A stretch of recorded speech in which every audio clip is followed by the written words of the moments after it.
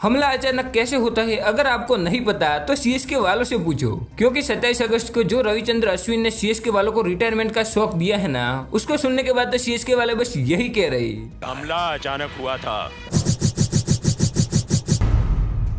दोस्तों आपने ये तो सुना होगा कि जल्दी जल्दी काम कर लो वरना कहीं हाथ से न निकल जाए। अब ऐसा ही हुआ है सीएसके के साथ। मतलब इतने दिन से सीएसके वाले राजस्थान रॉयल के साथ जो रविचंद्र अश्विन को ट्रेड करना चाहते थे वो मौका हाथ से निकल गया, क्योंकि दोस्तों 27 अगस्त को रविचंद्र अश्विन ने आईपीएल से रिटायरमेंट ले लिया। और ये न्यूज जब मैंने सुनी तब मैं तो थोड़ी देर यही सोचता रहा कि अगर राजस्थान वाले संजू सैमसन के बदले अश्विन को ले लेते तो।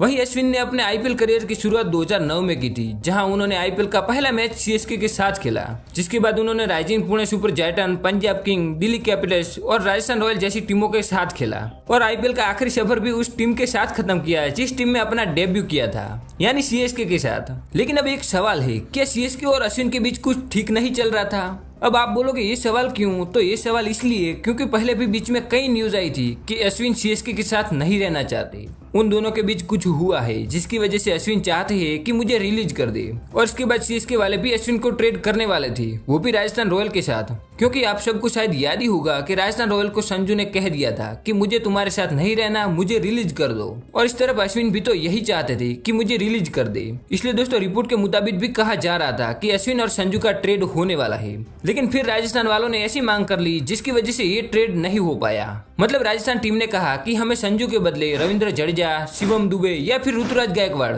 इन तीनों में से कोई एक खिलाड़ी दो। लेकिन सीएसके ने मना कर दिया और ये डील नहीं हो पाई थी। हालांकि सीएसके ने रविचंद्र अश्विन का नाम नहीं लिया था, लेकिन ये बात सच है कि सीएसके और रविचंद्र अश्विन के बीच यहाँ से कुछ ज्यादा मामला बिगड़ा, क्योंकि जैसे ही सीएसके ने ये डील करने से मना कर दिया कि उसके कुछ ही दिन बाद अश्विन ने अपने यूट्यूब चैनल पर कहा कि डेविड ब्रेविस को कई टीमें लेना चाहती थी, लेकिन उन्होंने एक्स्ट्रा पैसों की मांग की और ये रकम सीएसके देने के लिए तैयार हो गई, जिसकी वजह से डेविड ब्रेविस सीएसके के साथ जुड़ गए। और ये सुनने के बाद सोशल मीडिया पर हंगामा मच गया। सब कहने लगे कि 5 बार चैंपियन बनने वाली टीम फिर से चीटिंग कर रही है, ये तो नियम तोड़कर एक्स्ट्रा पैसे दे रहे हैं। और सब इतने सवाल पूछने लगे कि आखिरकार सीएसके को खुद सफाई देनी पड़ी, जिसमें उन्होंने कहा कि भाई सब नियम के हिसाब से हुआ है। गुरुजपंती को चोटिल होने के बाद हमने रिप्लेसमेंट लिया है और ब्रेविस को उतने ही पैसे दिए हैं जितने गुरुजपंती को नीलामी में मिले थे, यानी 2.20 करोड़ ही। और ये सब होने के बाद अश्विन ने भी आगे आकर कहा, मेरा इरादा पैसे वाली डील को उठाने का नहीं था, वो तो बस ब्रेविस की टैलेंट और उसकी बल्लेबाजी की बात कर रहा था। लेकिन दोस्तों जिस तरह अश्विन ने आग लगाई उसको देखने के बाद तो ये क्लियर हो जाता है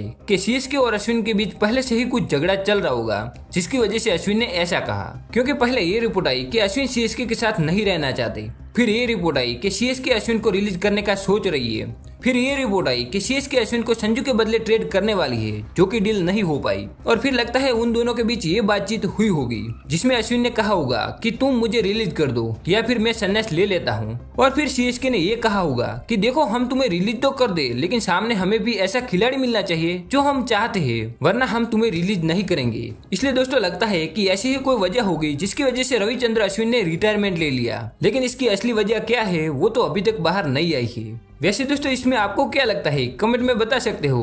बाकी तब तक मिलते हैं एक नई अपडेट के साथ।